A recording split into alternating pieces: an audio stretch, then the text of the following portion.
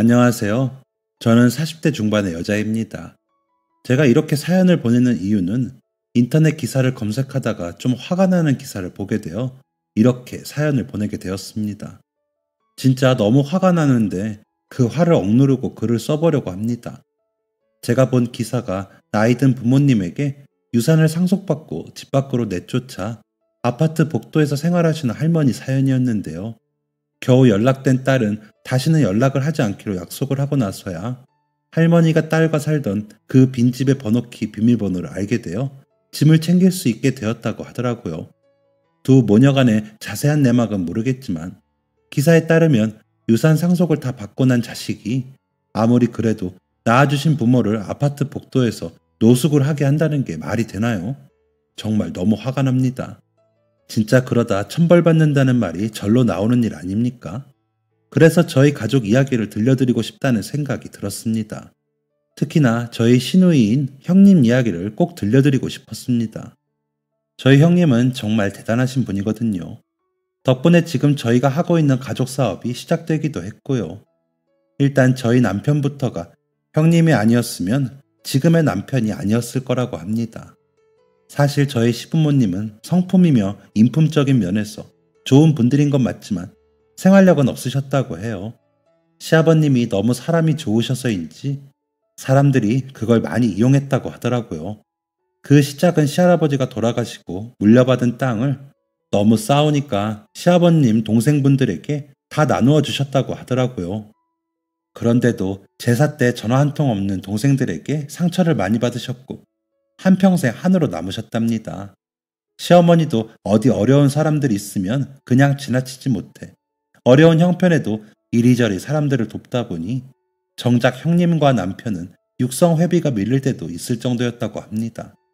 그런데도 형님과 남편은 한 번도 원망하지 않았대요.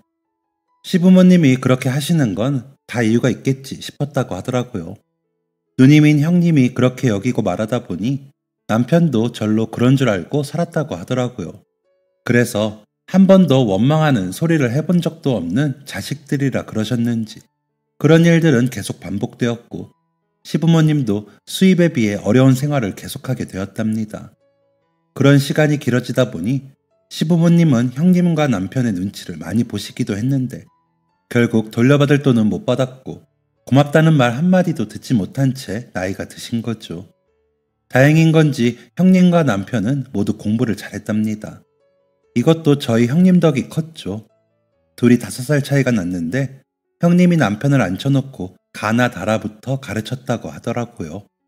시부모님은 일하시느라 바쁘셔서 나가시면 형님이 알아서 챙기신 거랍니다. 형님이 고등학교 입학할 때 남편은 초등학생이었으니 학원도 안 다니고 모두 형님에게 배웠다고 하더라고요. 형님은 자기 공부하느라 바쁠 때인데 남편까지 책임지시느라 고생하셨죠. 그래서 남편은 형님 말을 제일 잘 들었대요. 둘이 어찌나 의지하고 지냈는지 지금까지도 얼마나 사이가 좋은지 모릅니다. 그렇게 남편을 챙기면서도 형님은 학원도 다니지도 않고 전교 10등 밖으로 내려가 본 적이 없었다고 해요. 그런 형님이 고3에 올라가면서 집안 형편을 생각해서 위탁교육으로 직업교육을 받고 취업을 나가겠다고 했을 때 담임 선생님께서 안 보내주신다면서 말리고 또 말리셨답니다. 장학금 받고 대학 가라면서요. 그런데도 형님은 한 번도 흔들림 없이 선생님, 저라고 왜 대학에 안 가고 싶겠어요. 하지만 저는 동생 대학 보내야 해요. 부모님이 아시면 속상하시니 제발 제 뜻대로 해주세요. 저는 당장 월급이 필요해요. 라면서 부탁을 하셨다고 해요. 형님의 사정을 들으신 선생님은 속상해하며 눈물을 흘리실 정도로 안타까워하셨는데 나중에 연락해 야간 대학이라도 꼭 가라며 방법을 알려주셨다고 하더라고요. 그 와중에 남편은 형님 덕분에 중고등학교를 다니면서 안 힘들었대요. 형님이 고생하고 있고 힘든 건 알았지만 학생 신분으로 아껴 쓰는 것 말고는 할 수가 없었다고 하더라고요. 20살이 되자마자 위탁교육단체에서 보내준 회사로 취업에 성공한 형님은 지역에서는 나름 알아준다는 중견기업인 회사 격리부에 다니게 되었는데 아무래도 어린 나이에 힘든 일이 많았지만 부모님께 보태고 동생인 우리 남편 학교 보낼 생각을 하며 참으셨다고 해요. 본인도 어리면서 더 어린 동생 뒷바라지며 집안 살림에 보태면서 그저 씩씩하게 버틴 거죠. 워낙 머리가 좋았던 형님은 나중에는 사장이 제발 그만두지 말라고 부탁할 정도로 일을 잘했고 격리부 일이 원활히 돌아갈 수 있게 시스템을 만들어 놓으셨다고 하더라고요. 그러니 형님이 없으면 안 된다고 사장님이 만류할 만하죠. 그렇게 부지런하고 열심히 일한 형님은 남편을 서울에 있는 대학에 보내고 펑펑 울었다고 하더라고요. 남편 대학 보내는 게 첫 번째 목표이셨다 보니 드디어 해냈다는 생각이 들면서 그저 눈물만 나더랍니다. 하지만 대학을 보냈다고 뒷바라지가 끝나는 것은 아니잖아요. 학교 다니면서 쓰는 용돈까지 다 해주셨대요. 남편은 그 덕분에 과외 알바를 하면서 등록금을 모았고 교수님의 권유로 대학원까지 다니게 되었습니다. 저와는 같은 학교 CC로 만났는데 사실 저는 남편이 괜찮은 집안의 아들인 줄 알았습니다. 키도 크고 외모도 나쁘지 않아 어디를 가나 눈에 띄는 사람이다 보니 자연히 그렇게 여긴 것도 있습니다. 꾸미는 것도 나쁘지 않았거든요. 비싼 옷을 입는 건 아니었지만 공대생답지 않게 귀티가 나기도 했고요. 과에 저 말고도 남편에 대해 그렇게 생각했다는 친구들도 많더라고요. 은근히 좋아했다는 동기들과 후배들도 꽤 되더라고요. 그런 남편의 뒷바라지를 저희 형님이 다 하신 거였죠. 진짜 머리부터 발끝까지 다 형님의 수고와 노력으로 만들어진 거죠. 알바를 해서 본인 용돈하고 등록금에 보태던 남편은 누나가 그렇게 고생하는 걸 알았기에 대학원 졸업할 때까지 아끼고 아끼며 생활하고 돈을 썼다고 하더라고요.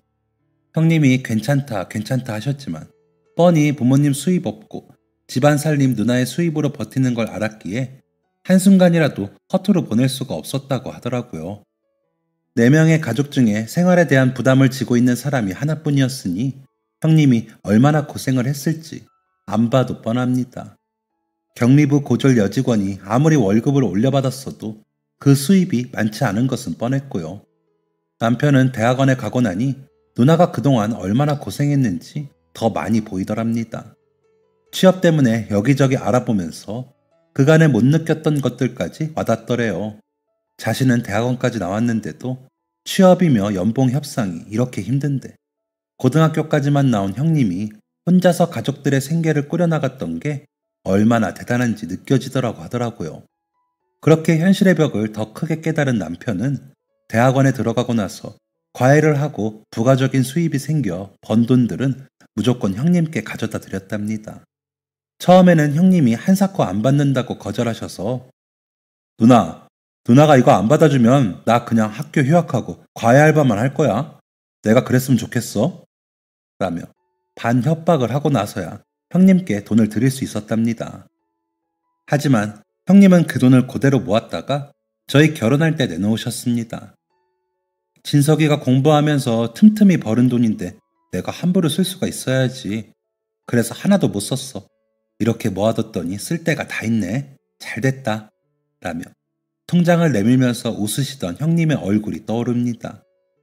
저와 남편은 오래 만난 사이였기에 서로의 가정사는 어느 정도 알고 있어 서로 가진 돈으로 결혼비용 반반 부담하기로 하고 나머지는 다 대출을 받아 시작하기로 한 터라 형님이 주신 통장은 저희에게 가뭄 끝에 단비 같은 존재였습니다. 그래서인지 남편은 예물 예단은 하지 말자고 해놓고서 형님 명품백 하나만 사도 되겠냐고 부탁을 하더라고요. 그러고 싶기도 했겠죠. 형님이 고등학교를 졸업하고 저희가 결혼하기까지 20년이 넘는 시간 동안 회사 다니시고 부모님 챙기시고 하느라 자신에게는 너무 야박했던 분이셨으니까요.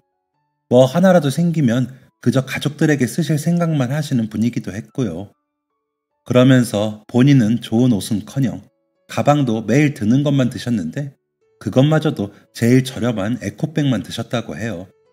아무리 둔한 동생이라도 그런 형님을 지켜보기만 하기가 마음이 안 좋았나 봅니다. 그 마음을 알기에 저도 그러자고 단번에 동의했습니다. 그래야 제 마음도 편할 것 같았으니까요. 그나마 저는 친정에서 도와주시니 괜찮았는데 남편은 형님이 아니면 도와줄 사람이 없었으니까요. 시부모님은 보증을 잘못 써셔서 월급의 대부분을 차압당하고 계셨는데 본인들 용돈하기도 부족한 금액만 남아 생활 자체가 어려웠다고 하더라고요. 나머지 생활은 형님이 다 하셨는데 정해진 월급 안에서 부모님, 남동생 모두 챙겨가며 본인을 위해 쓸 여유도 없으셨을 테고요. 아무리 쪼들리며 하는 결혼이어도 그런 것에 아끼지 말자는 생각이 들기도 했습니다. 그래서 중간 정도 가격의 명품백을 사서 선물로 드렸습니다. 그 백을 보시고는 형님은 내가 맥이 너무 비싸. 우리 이거 환불하자. 라고 하셨지만 제가 형님 이거 안 받아주시면 저 너무 서운해요. 라고 해 겨우 받으셨습니다.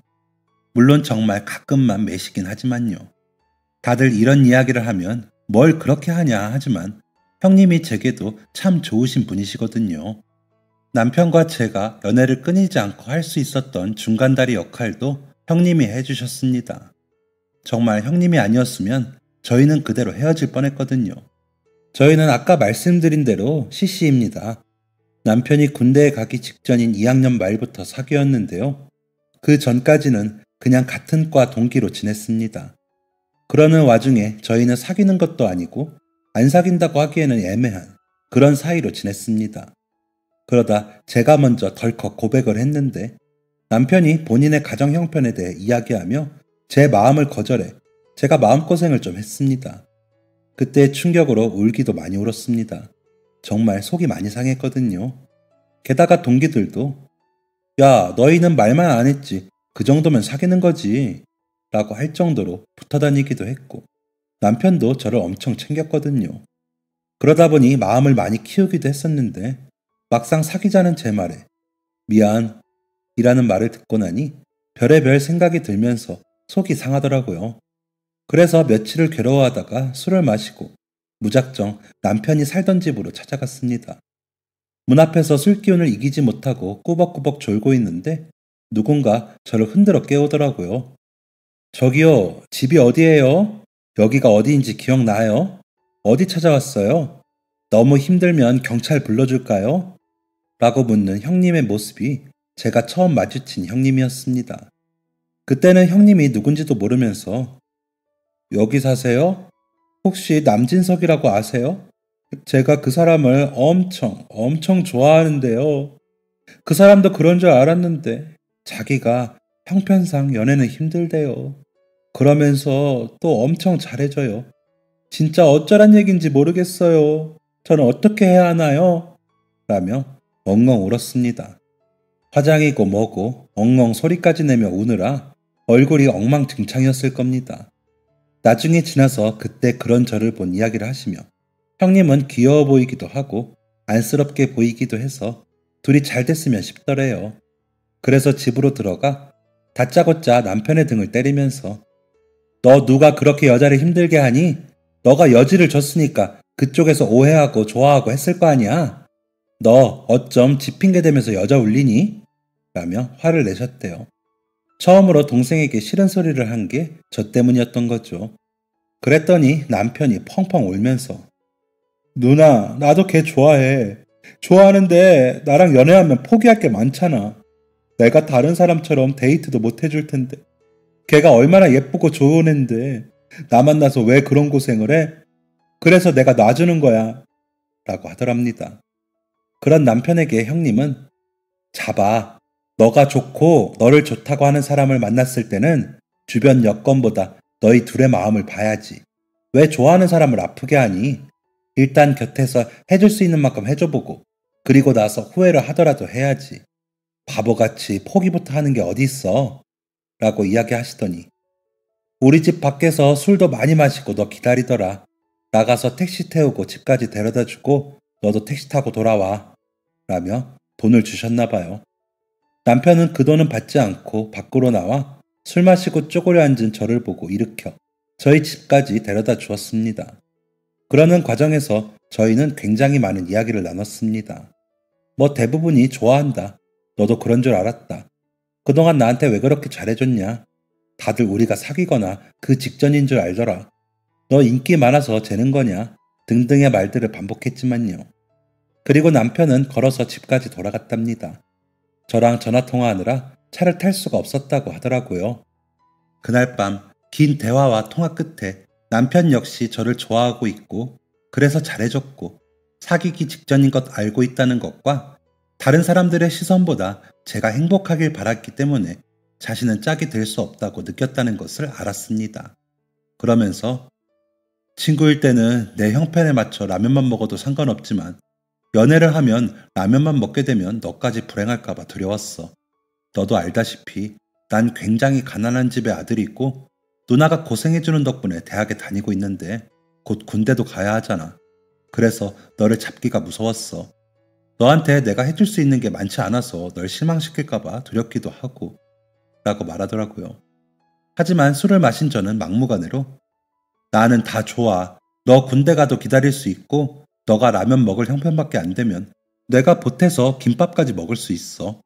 우리가 함께 목표를 세우고 함께 이루어 나가는 과정이 더 좋은 거지. 너가 이미 완벽하기 때문에 좋아하는 게 아니야. 그냥 너 자체가 좋다고 라며 우겼습니다. 남편은 그런 저를 달래듯이 웃으며 나중에 다른 사람들처럼 받지 못해서 날 만난 것을 후회하고 내가 싫어지면 어쩔래? 라고 하는데 저는 그런 후회를 왜 해? 너가 내 곁에 있으면 다른 건 하나도 필요 없어. 너랑 하면 고생도 고생이 아니게 되겠지. 난 그렇게 가벼운 사람이 아니야. 라며 장담을 했습니다. 남편은 제 말에 한동안 아무 말도 않고 있더니 그래, 우리 같이 해보자. 대신 내가 다른 부분으로 속썩이는 건 없을 거야. 그냥 돈만 좀 없어. 그것만 할게. 정말 고마워. 라고 했던 게 기억이 납니다. 그리고 그날부터 저희는 연인이 되었습니다. 연인이 된 후 남편은 저에게 참 충실한 남자친구가 되어주었습니다. 진짜 형편이 어렵긴 했지만 저도 과외 알바를 하고 있었기 때문에 서로서로 채웠습니다. 어쩔 땐 부족한 경제 사정으로 캔커피를 사들고 공원을 걷기도 했지만 그조차도 좋았습니다. 한 번도 남편을 만난 것을 후회해 본 적이 없었습니다. 남편이 군대에 가고 나서는 저는 정말 공부와 과외만 하며 휴가 날짜만 기다렸습니다. 그 시간도 애틋하고 좋았습니다. 매일 남편에게 편지를 썼고 매일 남편이 보고 싶어 울었습니다. 2년이라는 시간이 어찌나 더디게 안 가던지 속상했습니다. 한 달에 한 번 정도는 면회를 가기도 했지만 그거로는 부족했습니다. 진짜 모든 제 신경이 남편과 연결이 되는 걸 느꼈던 시절이었습니다. 그래서 더 성실히 지내려고 노력했습니다. 남편에게 그렇게라도 잘해주고 싶었거든요. 하다못해 남편이 휴가를 나와 집에 와서도 좋은 음식을 먹었으면 좋겠다는 생각에 잘한다는 식당을 알아봐서 대기 줄까지 서가며 음식을 사서 시댁으로 가져다 드리곤 했습니다. 무작정 배를 누르고 진석이 내일 휴가 나오면 같이 드시라고요 하면서 전달해 드렸죠. 어머니는 민망해 하시면서도 고마워요. 세상에 우리 진석이가 정말 좋은 친구를 두었네 라면서 웃으셨습니다. 형님이 나오실 때는 우리 진석이가 복이 많네. 고마워요. 진석이한테 꼭 더 좋은 거로 돌려받아요. 라며 택시 타고 가라고 10,000원짜리 한 장을 손에 쥐어주시기도 하셨습니다. 조금 얼굴을 익히고 나서는 집으로 들어오라고 하셔서 밥상을 차려주시기도 했고요. 그렇게 시댁 식구들과 남편이 없을 때 오히려 얼굴을 익히고 알고 지내게 되었습니다. 지금 생각해도 제 스스로가 참 맹랑한 아이라고 생각합니다. 군대 간 남자친구 집에 가서 식구들에게 음식을 건넬 생각을 하다니요. 너무 어리고 철이 없었기에 가능한 일이기도 하겠지만 다른 것 다 제쳐놓고 그저 남편이 너무 좋았습니다. 남편은 제가 아는 어떤 남자보다 똑똑했고 능력 있었고 교수님들께도 인정받고 있었기에 자랑스러웠습니다. 그러면서도 항상 겸손했고 정직했기에 주위에 따르는 친구들도 많았죠. 누가 봐도 참 바른 사람이어서 더 좋았습니다. 아무리 겉만 화려하게 꾸미는 다른 사람들보다 속이 꽉 찬 사람이라는 느낌을 받았기에 저 사람과 함께 있으면 제 마음 깊은 곳까지 꽉 차는 느낌이 들었습니다. 남편과 곁에 있는 그 자체로도 빛이 나는 것 같은 느낌이었고요. 그런데 남편도 제가 너무 밝고 건강한 에너지를 가진 사람이라 자신이 가진 콤플렉스를 채워줘 좋다고 하더라고요. 자신이 알게 모르게 어둡고 자존감이 낮은 부분이 있는데 제가 곁에서 잘한다고 웃으며 한마디만 해줘도 그 어두운 부분과 자존감이 낮아 포기하고 싶었던 부분이 다 사라지더랍니다. 그냥 모든 일이 잘 될 것 같아 걱정거리가 사라지는 느낌이었다고 하더라고요. 그래서 뭐든지 더 열심히 할 수 있더래요. 제 앞에서 잘 해결해내고 싶은 마음도 들었고요. 그래서 저와 함께라면 뭐든지 더 잘할 수 있더랍니다. 하지만 그에 비해 저에게 많이 해주지 못해 그저 미안한 마음이라 평생을 갚아야겠다 싶었다고 하더라고요. 꼭 저를 걱정 없이 살게 해주겠다고 다짐도 했다고 했습니다. 저희 부부 정말 사이좋은 한 쌍이죠. 이것도 다 시부모님과 형님 덕분입니다. 만약 그날 밤 저희 형님이 뭐 저런 애가 다 있냐? 어디라고 술을 마시고 오니? 보내고 와. 이렇게만 하셨어도 저희는 지금처럼 지내지 못했을 겁니다. 하지만 형님이 호의적으로 봐주신 덕택에 심지어 제 편을 들어주신 덕에 저희가 함께 미래를 그리고 함께하는 삶을 같이 발전시킬 수 있었죠. 그랬기에 형님에게 하는 혼수는 하나도 아깝지 않았습니다. 그리고 저희 부부를 엄청 배려해 주시기도 했고요. 정말 이래도 되나 싶게요. 저희가 결혼하기 3년 전쯤 시아버님이 중증의 당뇨 판정을 받으시고도 무리해서 일을 하시다가 쓰러지는 일이 생겼습니다. 그때 어머님이 일을 그만두시고 아버님 병수발을 들게 되었죠. 부모님이 갚으셔야 할 빚이 남아있는데 그렇게 되고 나니 그 부담은 모조리 형님 몫이었습니다.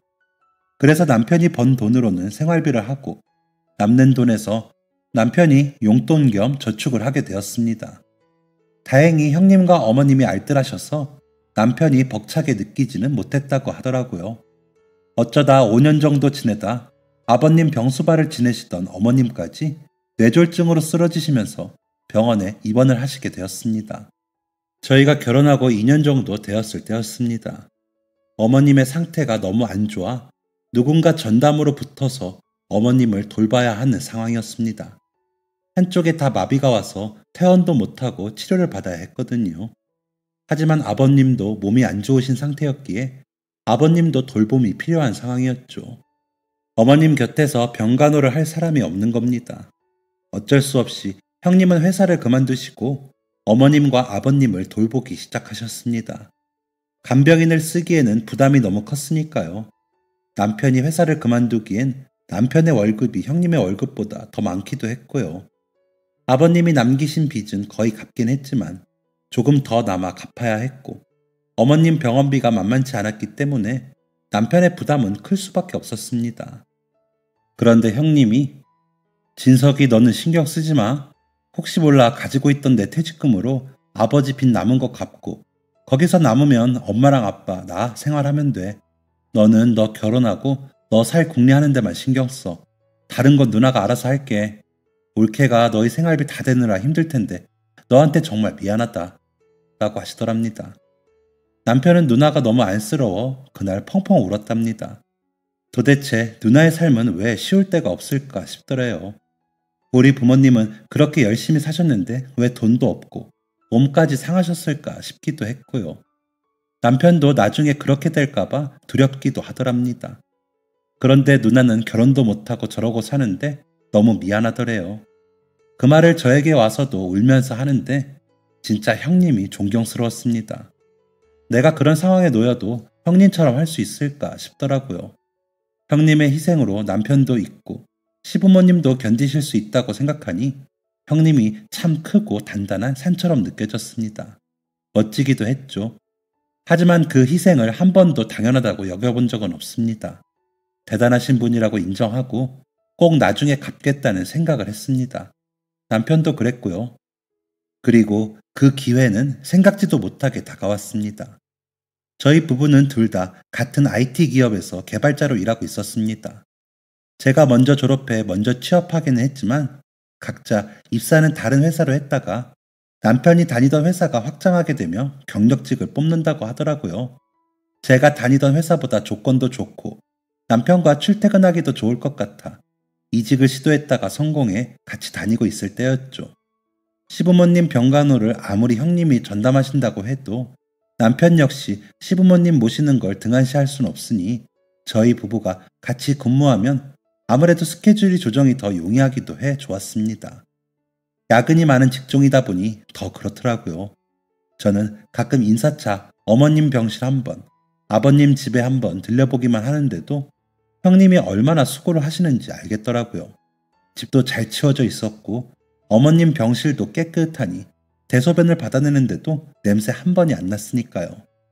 주말이나 함께 쉬는 날 남편도 병원으로 가거나 아버님께 들려 거들 때가 있다 보니 저도 돕고 싶어 기웃거리면 남편이나 형님은 아직 재경이 너의 손까지 빌릴 수는 없어. 시집 올 때 다른 집처럼 뭘 해준 것도 없는데 고생시키고 싶지 않아. 라며 저에게 아무것도 하지 말라고 하곤 했습니다. 하지만 시부모님 두 분 다 저에게 다정하시고 좋은 것이 있으면 저부터 챙겨주시던 분들이라 저도 뭐라고 거들고 싶어 아름아름 찾아서 제가 할 역할을 하곤 했습니다. 남편이 어머니 병실에 갈 때 따라가 정리정돈을 하거나 형님 반찬 같은 것들 채워놓고 어머니 안마를 하거나 하면서요.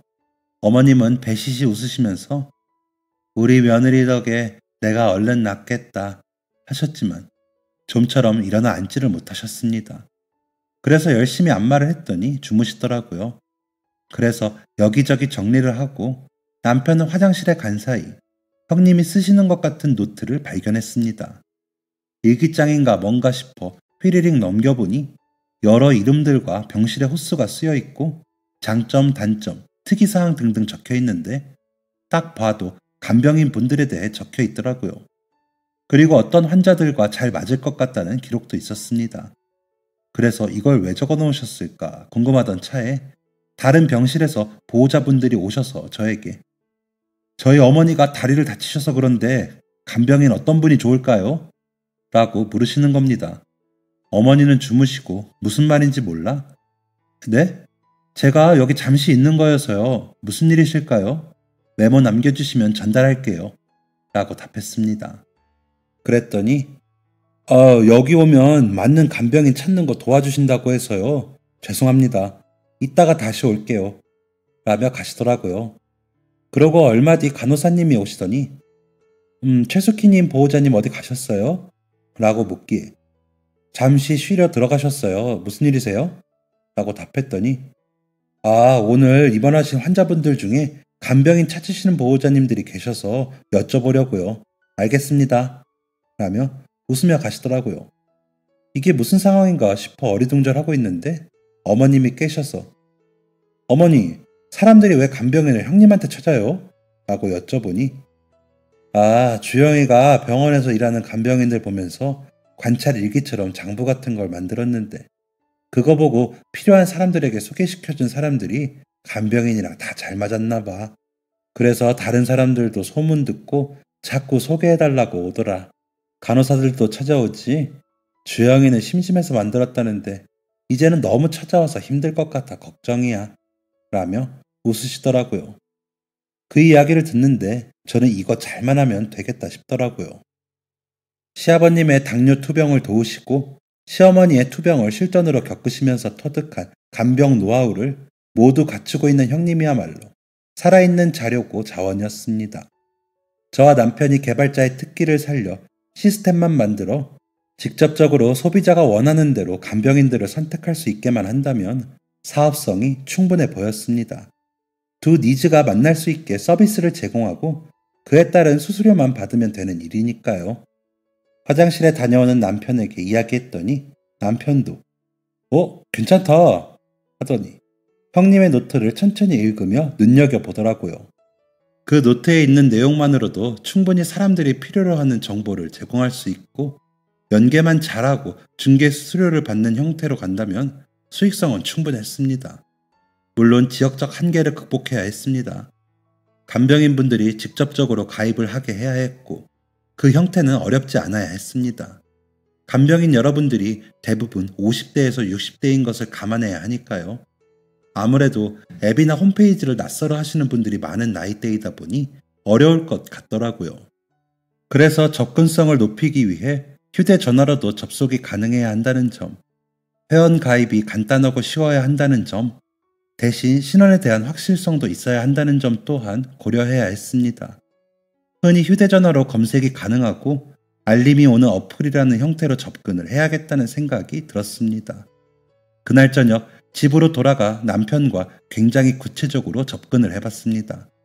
그러면서 내린 결정은 결론적으로 수익이 가능한 사업이라는 판단이 섰습니다. 그래서 다음날 우리는 형님께 남편과 나눈 대화 내용을 전달했습니다. 형님은 처음에는 에이 그냥 심심하고 그래서 소개서나 해볼까 하고 끄적인 건데 그걸로 그렇게 일을 벌여도 되겠어?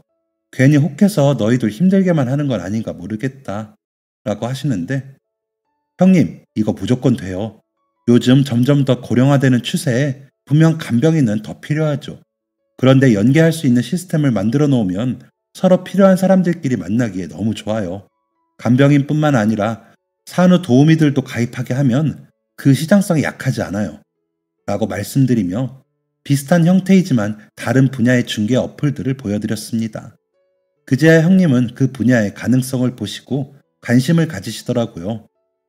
그렇게 형님을 설득해 형님께 자료를 받기로 하고 저희는 여러 시안을 만들며 바빠졌습니다. 당장 생계 때문에 회사를 다니면서 해야 하다 보니 밤을 새는 날도 많았습니다.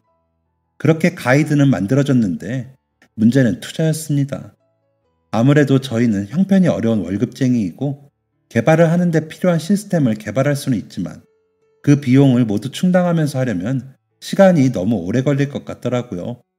이 좋은 아이디어를 현실의 벽에 부딪혀 제대로 펼쳐보지도 못하고 이대로 좌절하고 포기해야 하나 싶어 추가 대출이라도 알아봐야 하나 고민을 했습니다. 그래도 금액은 턱없이 부족했죠. 그러자 남편이 내가 아는 투자자가 있기는 해. 그분이 의료계 사업을 오랫동안 하시기도 했고 병원 인력들끼리 연락을 할 수 있는 메신저 프로그램 만들면서 만난 분인데 그분하고 미팅을 해보는 건 어떨까? 라고 제안을 하더라고요. 물론 저희가 할 수 있는 만큼 자본을 먼저 만드는 전제 하에서요. 그래서 남편이 투자자분을 만나고 오기로 하고 저는 저대로 대출도 알아보며 정신없이 보냈습니다. 다행히도 대출도 가능했고 투자자분도 저희 사업에 호의적이었습니다. 단 조건이 붙었습니다. 형님과 형님이 기록한 자료들을 직접 보고 싶다고 하셨다는 겁니다. 자료의 실체를 봐야 투자의 정도를 결정하실 수 있겠다면서요. 형님은 조심스러워 하시면서도 너희 하는 일에 내가 도움이 될 수 있으면 가야지 라고 하시며 자리에 참석해 주셨습니다.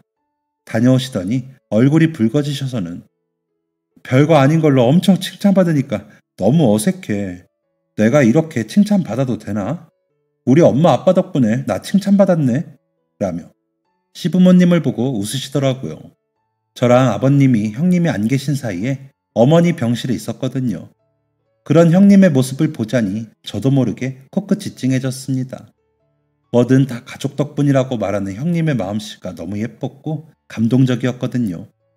무슨 일이 있어도 이 사업 성공시키고 싶다는 생각을 했습니다. 옆자리에 계신 보호자와 환자분들, 간병인분들은 형님의 이야기를 듣더니 어휴 그 집 뭐 좋은 일 있어? 아주 엄마 간병하면서 똑 부러지게 하더니 그걸로 잘 되는 거야? 라며 함께 좋아해 주시더라고요. 형님이 평소에 워낙 꼼꼼하신 성격이시기도 하지만 언제나 웃으시면서 살갑게 시부모님께 잘하시는지라 주변에서도 착하다. 결혼도 안 하고 살기 너무 아까운 사람이다. 좋은 집에 중신 설 테니 나가보겠느냐. 간병도 얼마나 똑똑하게 하는지 다들 배워야 한다 등등 칭찬을 얼마나 하시는지 가끔 가 있는 저는 실수라도 할까봐 노심초사할 때도 있을 정도였으니까요. 솔직히 간병이라는 게 마음이 없으면 정성을 들여 할 수가 없잖아요. 아무리 부모님이고 좋은 분들이라고 해도 저희 형님처럼 간병을 할 수 있는 사람은 정말 없었습니다. 정말 대단하신 거죠. 그렇게 저희는 저희가 받을 수 있는 대출에 더해 투자자님의 과감한 투자를 받고 개발을 계속할 수 있었습니다. 형님을 만나보시고 노트를 보시더니 확신이 드셨다면서 생각보다 많은 액수를 투자받을 수 있었습니다. 그리고 회사는 그만둘 수밖에 없었습니다. 그러다 보니 저희는 실패하면 바로 빚더미에 앉는 걸 실감하고 있었기에 정말 심혈을 기울여 프로그램을 개발했습니다. 한시도 허투루 할 수 없었죠. 홈페이지와 앱을 만드는 그 과정에 있어 정말 남편과 저의 뼈를 갈아 넣었습니다. 그만큼 간절했습니다. 하지만 저희가 그렇게 애를 쓸 수 있는 건 다 형님이 가지고 계시는 자료 덕분이었습니다. 개발 과정에서 형님이 시아버님을 위해 만든 당뇨식 레시피도 있었고, 간병을 하는데 준비해야 할 준비물과 행동 요령들도 더 주셔서 사업의 범주는 더 넓어질 수 있었습니다. 처음 개발을 시작하자 마음먹고 개발을 시작한 지 1년 만에 저희는 홈페이지와 앱을 연동해 사용할 수 있는 프로그램을 개발했고, 비로소 사업을 시작할 수 있었습니다. 처음 간병인과 소비자를 연계하는 것에 성공해 매칭을 했던 그 순간을 잊을 수 없습니다. 처음 수수료가 정산되던 날도요. 각 병원을 돌며 간병인 분들에게 홈페이지와 앱을 사용하시는 방법을 알려드리는 전단지를 돌리면서 늘어가는 회원 가입수 확인하던 그 순간들도 잊지 못합니다. 매 순간 그만큼 간절했으니까요. 우리는 실패할 수 없다고 생각하고 믿었습니다. 저희를 아는 모두가 둘 다 회사까지 그만두고 너무 무모하게 뛰어드는 거 아니냐며 걱정 어린 시선을 보낼 때도 저는 형님의 노트를 처음 보았던 그 순간을 떠올리며 마음 단단히 먹으려 노력했습니다. 그만큼 자신이 있기도 했고요. 만약 저희도 형님이 일을 못 그만두시고 간병인을 써야 했던 상황이었다면 어땠을까? 라는 시뮬레이션을 엄청 돌리며 사용자의 편의에 중점을 맞췄습니다. 사용자 모두가 우리 가족의 상황일 수 있다는 생각으로 질 좋은 서비스를 쉽게 받을 수 있도록 한다는 사명감도 있었습니다. 그렇게 2년을 운영을 하고 나서 투자금을 90% 회수시켰고 저희가 받은 대출금을 모두 갚았습니다. 저희 형님은 더 나은 서비스 내용을 위해 더 나은 간병 방법을 꾸준히 집필하셨고 곧 그 내용을 담은 책도 출판 예정이십니다. 그 덕에 요즘 너무 바쁘셔서 제대로 얼굴 보기도 힘들거든요. 얼마 전에는 의료 잡지와 인터뷰도 가지셨는데 사진이 우리 형님의 미모를 다 담지 못해 아쉽더라고요. 저희가 당뇨 전문 식단 부분은 따로 독립을 시켜 홈페이지와 앱 운영을 하고 있거든요. 아버님처럼 가정에서 케어가 필요한 환자가 식단에 맞게 더 나은 밥상을 받을 수 있는 방법 또한 궁리하다가 이 부분은 따로 운영하면 좋겠다고 생각이 들었거든요.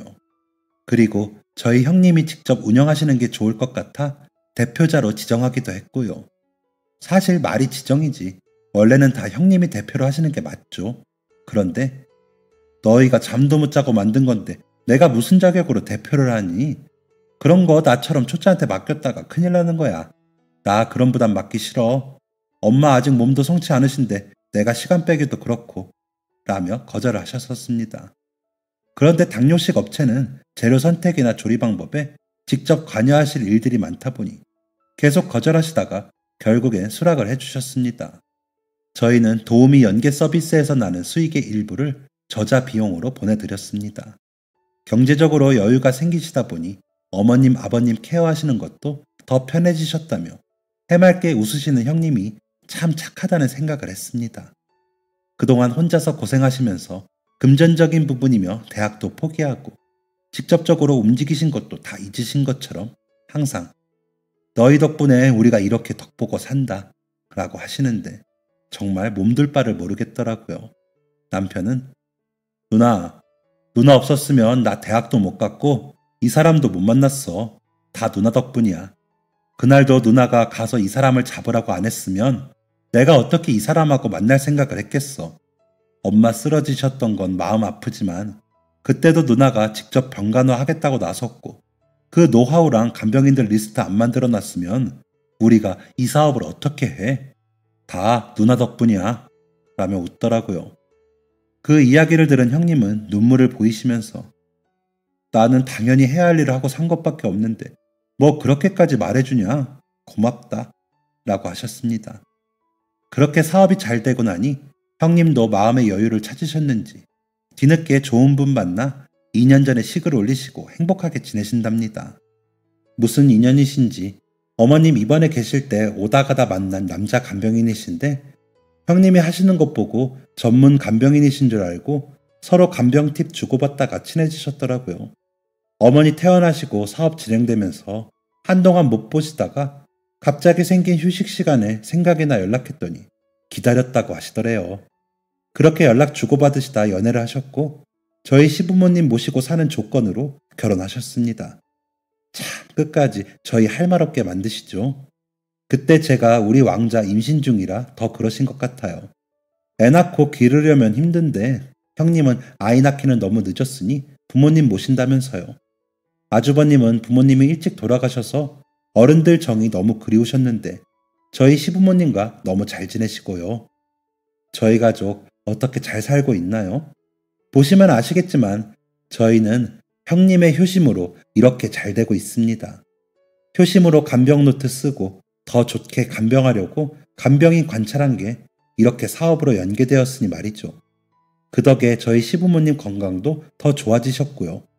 이제 어머님은 지팡이를 짚으시긴 하지만 걷기도 하시고 산책도 하실 정도예요. 식사도 잘 하시고요.